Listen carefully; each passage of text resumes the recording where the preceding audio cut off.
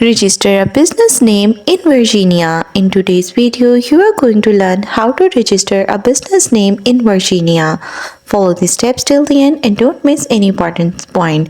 First, choose a name. Pick a name that fits your brand and follows Virginia rules. It must include limited liability company or LLC and be unique. Check name availability using the State Corporation Commission's online system.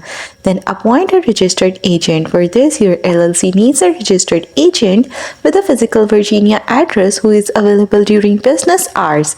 This can be you, someone you know, or a professional service. File articles of organization. Submit your formation paperwork online by email or in person using Form LLC 1011. The filing fee is $100 if you are a foreigner. LLC file Form LLC 1052 instead. Then create an operating agreement. This is not required by law, but it's very important.